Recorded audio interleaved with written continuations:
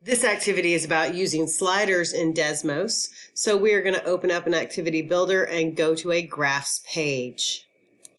In order to use sliders, what you need to do is enter an equation in vertex form or standard form or any form wherein the coefficients are going to be shown as variables.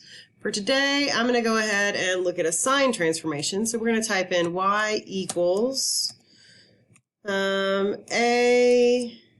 sine bx minus c, not bs, bx minus c plus d. And then I'm going to create sliders for everything. So boom, I have created my sliders. So now I can isolate how things are changing. I might let my kids see all of them at once.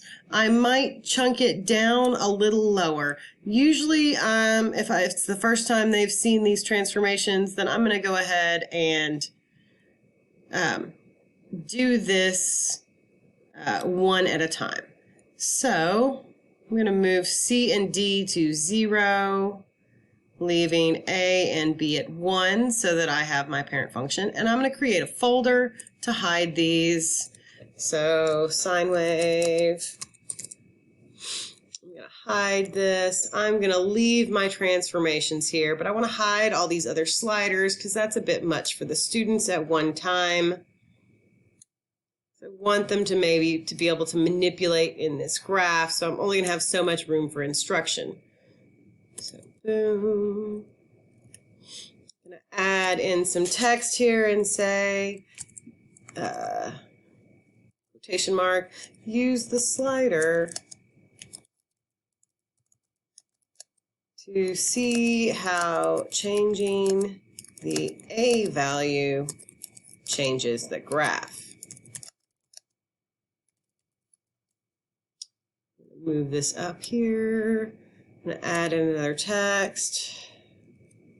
Say the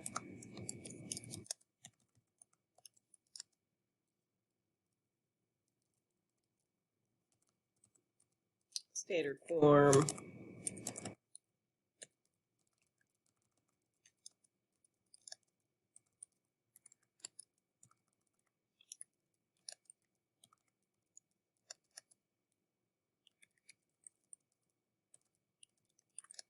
function is given below.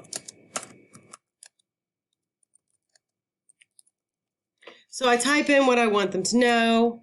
I'm going to move this to line 1. I don't actually need them to do anything else in the graph. So I'm going to say up at the top, let's say, what happens to the graph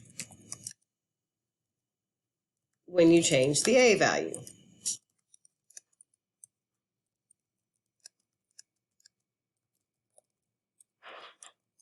So, and look and see what my students see, and this is what they see, so it's nice and clear, and then the only slider they have access to is the one that's going to change their amplitude, so they can see what's going on when you change A, what happens to the graph.